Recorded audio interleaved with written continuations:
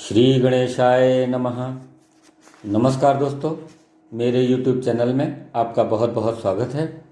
आज के इस वीडियो में हम आपको आमल की एकादशी का महात्म सुना रहे हैं।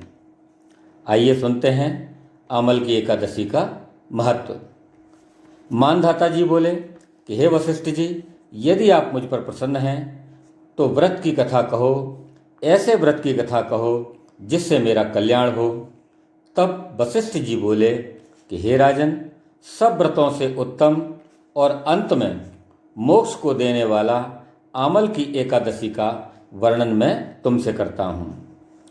यह फागुन माह के शुक्ल पक्ष में होती है। इस व्रत का पुण्य 1000 गौदान के फल के बराबर होता है। मैं आपसे एक पौराणिक कथा कहता हूँ। एक वैदिक नामक नगर में ब्राह्मण, वैश्य, क्षत्रिय, शूद्र चारों वर्ण आनंद पूर्वक रहते थे। उस नगर में चैत्ररथ नामक चंद्रवंशी राजा था। वह महाविद्वान तथा धार्मिक था। वहाँ के निवासी वृद्ध से बालक तक प्रत्येक एकादशी का व्रत करते थे। एक समय की बात है कि फाल्गुन माह के शुक्ल पक्ष को आमल की नामक एकादशी आई।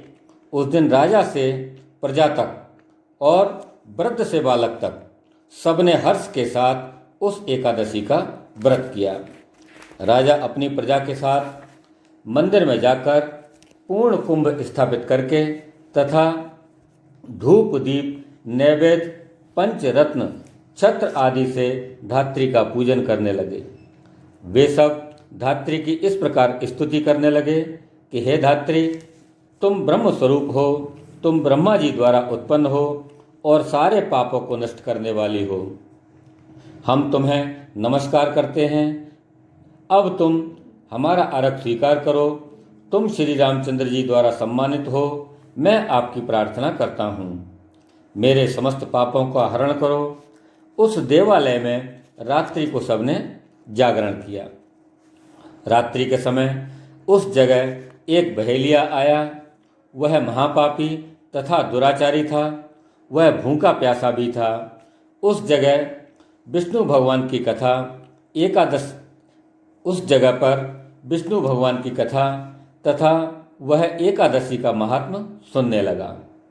बहेलिया ने उस रात्रि को अन्य लोगों के साथ जागकर व्यतीत किया और प्रातःकाल होते ही सभी लोग अपने अपने घर चले गए।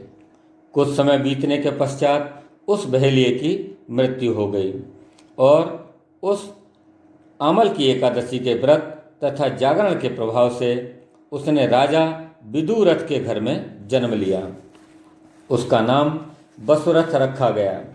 बड़े होने पर वह चतुरंगनी सेना के सहित तथा धन धान्य से युक्त होकर 10 सहस्त्र ग्रामों का पालन करने लगा। वह तेज में सूर्य के समान, कांति में चंद्रमा के समान और वीरता में विष्णु भगवान के और क्षमा में पृथ्वी के समान था। वह अत्यंत धार्मिक, सत्यवादी, कर्मवीर और विष्णु भक्त था। वह सदैव ही यज्ञ करता था। एक दिन वह राजा शिकार खेलने के लिए गया। देवयोग से वह राजा रास्ता भूल गया। तब वह उसी वन में एक वृक्ष के नीचे सो रहा था। उसी समय पहाड़ी म्लेच्छ वहाँ पर आए और राजा को अकेला देखकर उस पर मारो मारो शब्द का इस्तेमाल करके मारो मारो कहकर उस पर टूट पड़े। वे म्लेच्छ कहने लगे कि इस दुष्ट राजा ने हमारे संबंधियों को मारा है तथा देश से निकाल दिया है, अतः इसे अब अवश्य ही मारना चाहिए। ऐसा कहकर वह म्लेच्छ राजा पर अस्त्र शस्त्र का प्रहार करने लगे। उनके अस्त्र शस्त्र राजा के शरीर पर गिरते ही नष्ट हो जाते और उसको पुष्पों के समान प्रतीत होने लगते। उन म्लेच्छों के अस्त्र शस्त्र उन पर उल्टा प्रहार करने लगे, जिससे वे मूर्छित हो गए। उस समय राजा के शरीर से एक दिव्य स्त्री प्रकट हुई, जो अत्यंत सुंदर तथा सुंदर वस्त्रों एवं आभूषणों से अलंकृत थी। उसकी भ्रुकुटी टेढ़ी थी। आंखों से लाल लाल अग्नि निकल रही थी। वह म्लेच्छों को मारने दौड़ी और समस्त मलेच्छों को काल के गाल में उसने पहुंचा दिया। अब राजा जब जगा तब इन मलेच्छों को मरा हुआ देखकर वह सोचने लगा कि इन शत्रुओं को किसने मारा। जब वह राजा ऐसा विचार कर रहा था तब ही आकाशवाणी हुई और वह आकाशवाणी कहने लगी कि हे राजन, इस संसार में तेरी विष्णु भगवान के अतिरिक्त कौन रक्षा कर सकता है। इस आकाशवाणी को सुनकर राजा अपने नगर को वापस आ गया और सुखपूर्वक राज्य करने लगा। महर्षि वशिष्ठ जी बोले कि हे राजन, यह सब आमल की एकादशी के व्रत का प्रभाव था।